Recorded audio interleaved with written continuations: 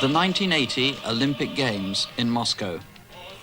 No other sporting event ever had caused more widespread political argument.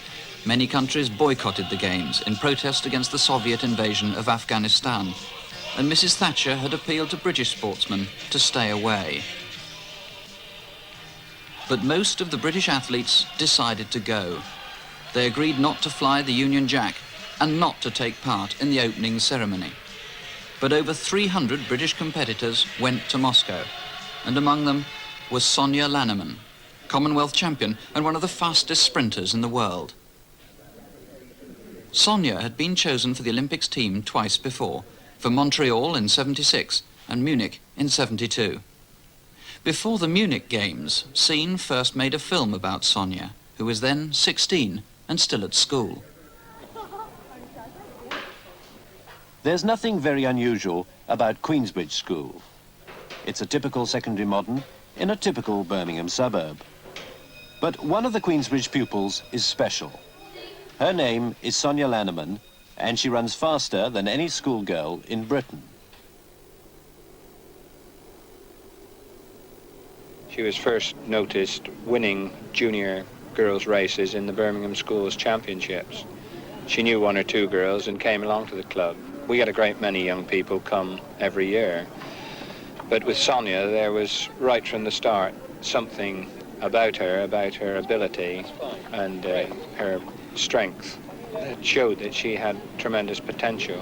Occasionally, there are those that you find really want to win, and Sonia really wants to win. Every athletic story begins on the training track. A 100 meters race lasts less than 12 seconds. But behind those 12 seconds lie hours and hours of training. Right, that last run was good, but we want a little bit more drive, particularly off the back foot this time, Sonia. Ready, girls? Go! As the Olympics approach, every race becomes more and more important. And on June the 3rd, Sonia ran in the Midlands Championships. As soon as I got off, I thought, that I should really move. As, Margaret Pitch is quite fast, you see. So I said I better move, so I just kept pushing and pushing, you see, so I get through this tape. Result of event 24, the 100 metres senior final, was a win for number 2, Sonia Lannaman of Solihull, in a time of 11.4. It's an awful grind, isn't it? Do you ever wonder why on earth am I doing this? No, not really, because I know that it will all, work out in the end. It's all for a good cause, really. What's the good cause? To get to the Olympics. David Broome going through the picture with the Union Jack, riding his 4th Olympic Games. So Sonia had got to Munich, and if this were a fairy story, she'd have gone on to win a gold medal. But 1,000 things can go wrong for an athlete, and Sonia had developed back trouble and a bad cough. She came safely through the first round, but as she lined up for the start of her second round race, the odds were stacked against her. The first 4 only to qualify for the semi-final. Then comes Afriyi of Ghana, then 216 Nepi of Italy, then Mikla, West Germany, 417 Stecher, one of the favourites, then Szewinska, the great Polish sprinter, then Lannaman for Great Britain, 16-year-old from Moseley, Birmingham, and closest to us is Rosie Allwood of Jamaica. Away first time, and Stecher away fastest, and Szewinska, and also going very well is the Jamaican girl Allwood going strongly. Watch Stecher out there ahead, and Szewinska comes through, and also is Mikla. So the ones who qualified, first was Stecher of East Germany, and then in a line Szewinska, Mikla of West Germany, and Rosie Allwood of Jamaica. Those are the 4 who go through to the semi-finals, which are fought out tomorrow, just an hour and a half before the final, which will decide who is the fleetest woman in the world. There's always another day, there's always another opportunity. This is part of the good thing about athletics, that it can develop the character of someone as well as a physical ability. And character is very much learning to live with life's disappointments and come back and try again. disappointments and trying again are a regular part of an athlete's life. In 1973, Sonia won a gold medal in the World Junior Championships. But only a year later, she had to find a new club and a new coach. She joined the Wolverhampton and Bilston club, and Charles Taylor became her coach. Sonia still trains all the year round, 5 nights a week and the weekends. It is a hard grind, but it's carefully planned and supervised by the coach. During the winter, you tend to run short distances and long distances with a very short recovery, so that you can do a lot of runs. And as you approach the competitive season, the number of runs you do gets smaller. Instead of running 6 200s in an evening, you perhaps run 2 or 3. The interval gets a lot longer and the running gets a lot faster. So in the competitive season, during the summer, you're running not very many times, but very fast. And the coach is looking for good style, good form, good knee lift, good drive of the elbows back behind the body, and so on. Number 6 for Great Britain, Sonia Lannaman, 20 years old, a girl from Wolverhampton and Bilston, won the 100 metres yesterday in real fine fashion. By the summer of 1976, Sonia's hard work and Charles Taylor's coaching had made Sonia one of the favourites for the Montreal Olympics. She was taking on and beating the world's best. And Patty Loverock of Canada, right on the outside, has a personal best of 22.6. But Lannaman's gone off well. The Polish girl Boguka in lane 2's gone well. Loverock right on the outside, running a good bend. Loverock, she's run 22.6, running well. But here comes Lannaman on the inside. Lannaman and Boguka. Lannaman overtaking Boguka. And Loverock on the outside. Lannaman 4 metres ahead. It's Lannaman leading, and she's dominating this well. Lannaman first, Bailey second, and number 2, Boguka, in 3rd place for Poland. But the time, 22.83, and that's so close to her own UK national record, if that time were confirmed. Her UK national record, 22.81. And this girl really sets herself up for some fine performances in Montreal. Well, my chances were high to come back with, you know, at least one of the medals, because I was running really well.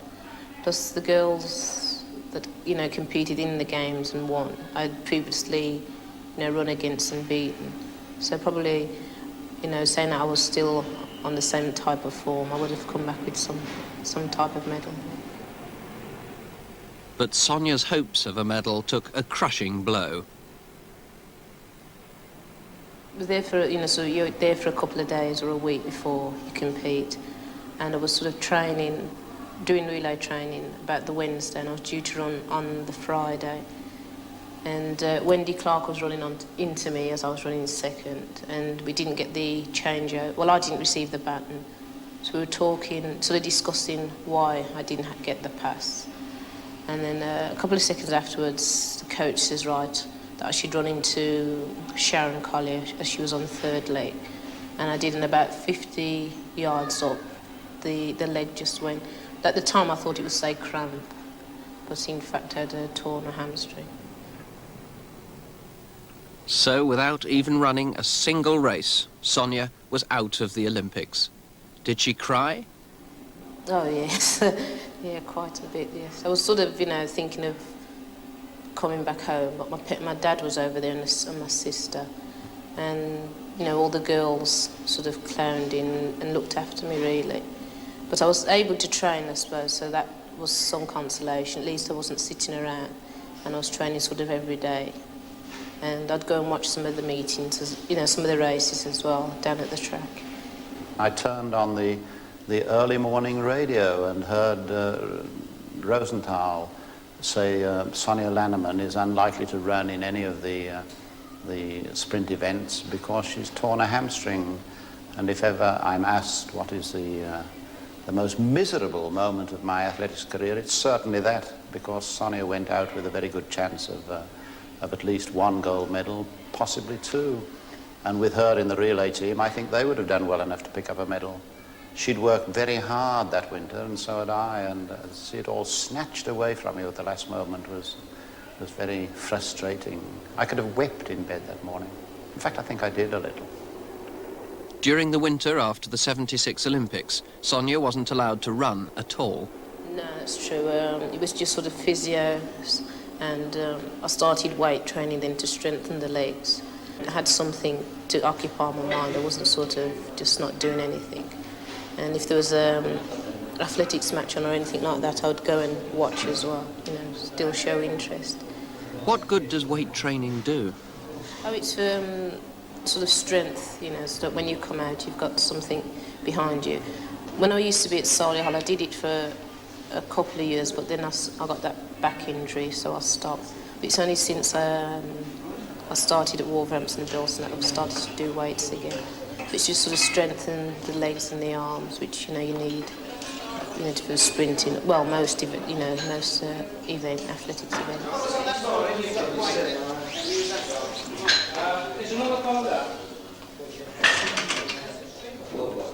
Getting her torn hamstring healed was a long process for Sonia. Indeed, she was unable to run flat out for 8 months. It took great patience and determination. But her courage and ability soon took her back to the top. And in 1977, she ran for Europe in the World Cup. Her last leg of the relay race was faster than ever. And Sonia Lannaman's got the baton, and it's Sonia Lannaman versus the Russian girl, Stolosheeva, who's suddenly coming to it, with Ulster coming through. Sonia Lannaman holding it off, and Europe get there. The European team hold off the East Germans with the Soviet Union in third. Sonia is now an internationally famous athlete, but she still finds time to attend the sports day at a local primary school to present the prizes.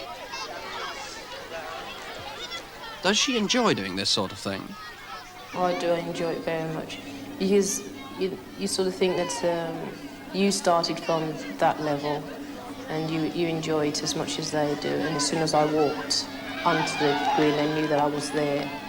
And, you know, sort of I've been signing autographs and sort of watching the way they were enjoying the sport as well. Does she enjoy being recognised? Sometimes it's got its advantages, and then again it hasn't. You sort of think probably just when you're on the track they know where you know who you are, and probably when you're just dressed in normal dress they wouldn't recognise you, but it's getting to the stage now that, you know, you're always recognised. But I suppose it's got, you know, some advantages to it. Sonia, as she says, has matured tremendously.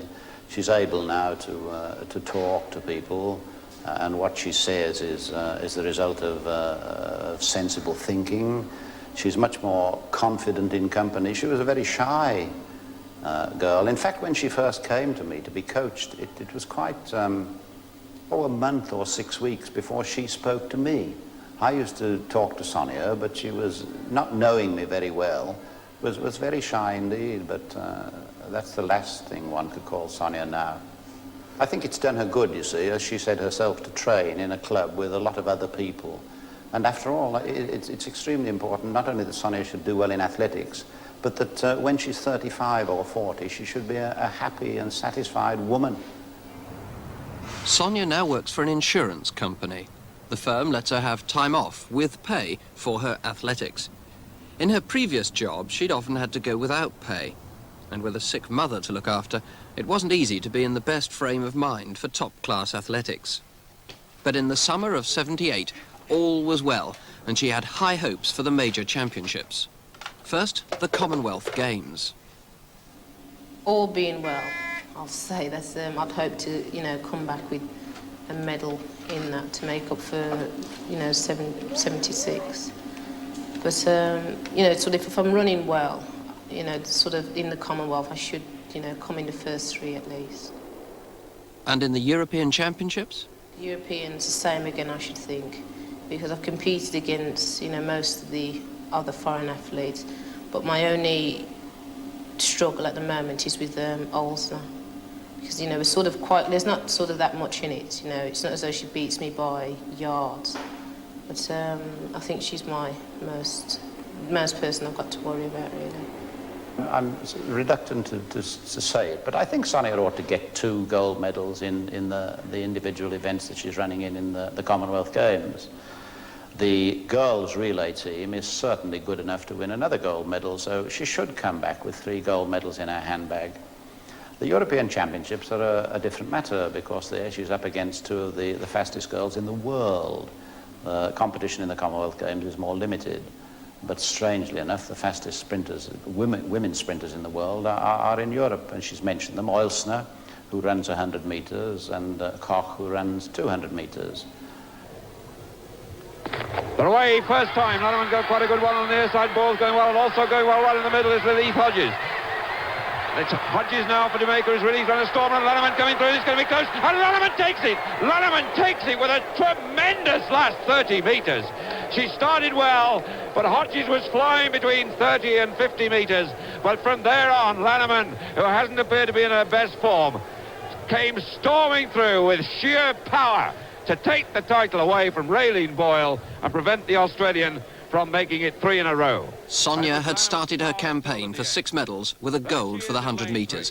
In the week that followed, she won a silver in the 200 metres and a gold in the 4x100 metres relay.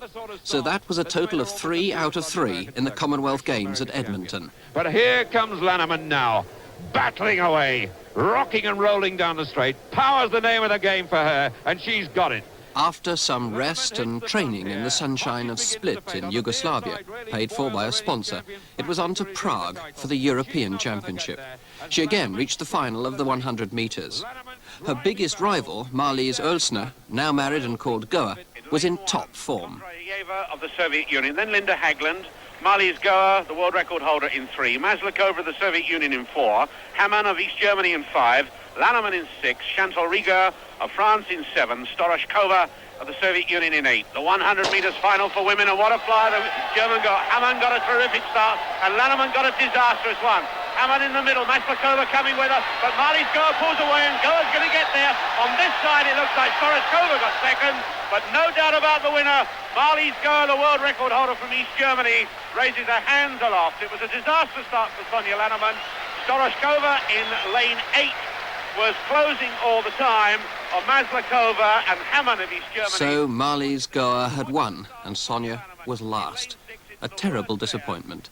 But once more, injury had cruelly affected Sonia. Her right leg had been injured while she was training in Yugoslavia, and she'd had to run with it strapped up. Despite her courage, she just couldn't run at top speed. A few days later, Sonia failed even to qualify for the final of the 200 metres. On her right is Maslakova of the Soviet Union. On the far right, on her far right is Storoshkova.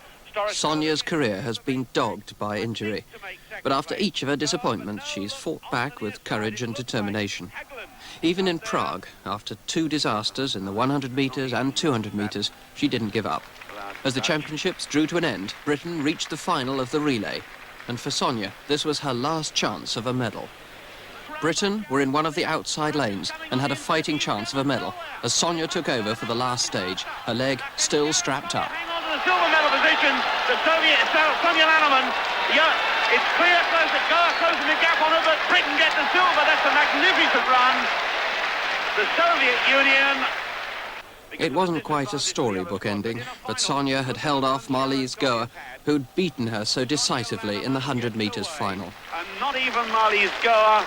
Sonia had fought her way back to fitness, but we move on to the Olympic trials earlier this year at Crystal Palace.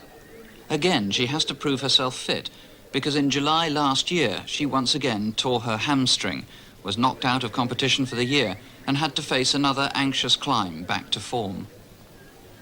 The winter's training has been going really well. All that I've got at the moment is a lot like sort of scar tissues from the injury, so I'm just hoping that I can sort of run through it.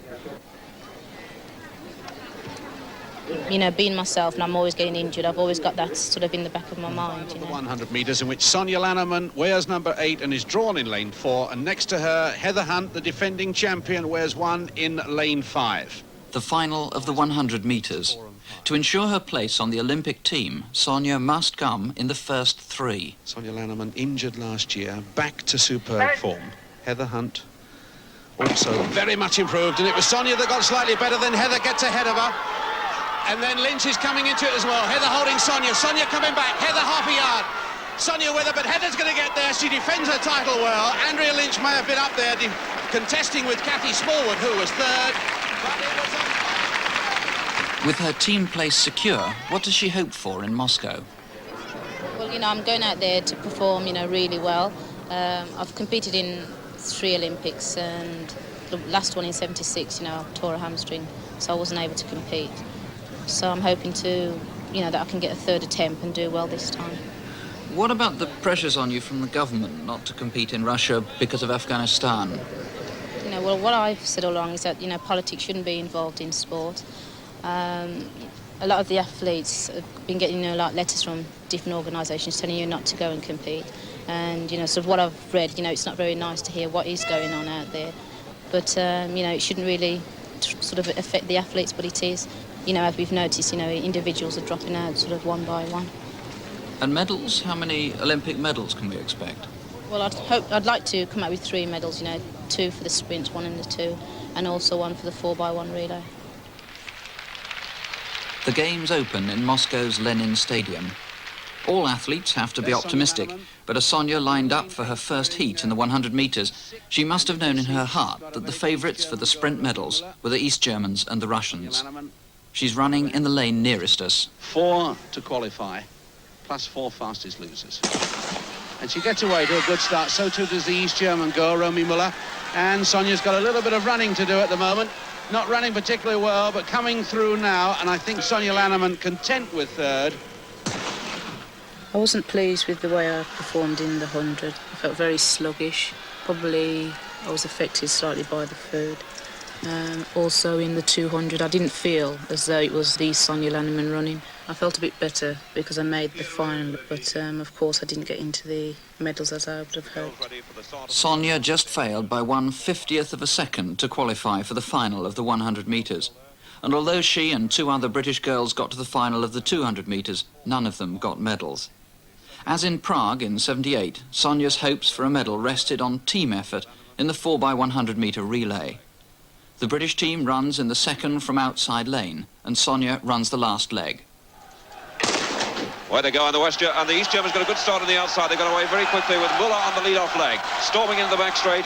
Commissar over the hurdles, winner going well for Russia on the inside. And the British change wasn't a bad one. In fact, Britain going well out there in lane 7.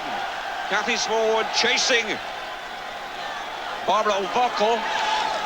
And Bev Goddard now on the third leg for Great Britain, they're in with the chance. Also going well are France and Russia on the inside.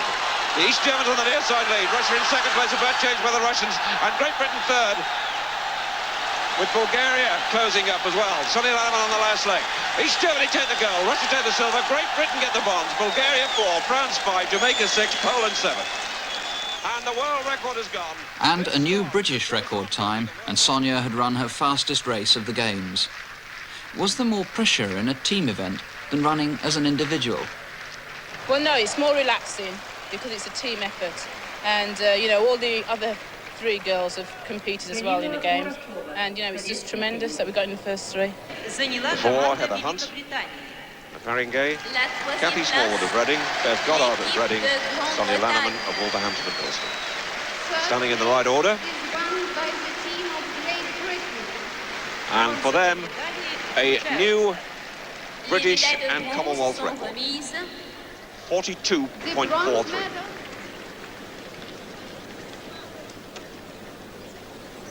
And Sonia Lannaman, a very hard week, run 8 races since the game started. It was a tremendous feeling standing on the roster and receiving the bronze medal for the 4x1. The atmosphere was fantastic. It was great because we had so many spectators. It was a bit disappointing sort of standing there and not seeing the Union Jack flying, but at least we knew who we were competing for.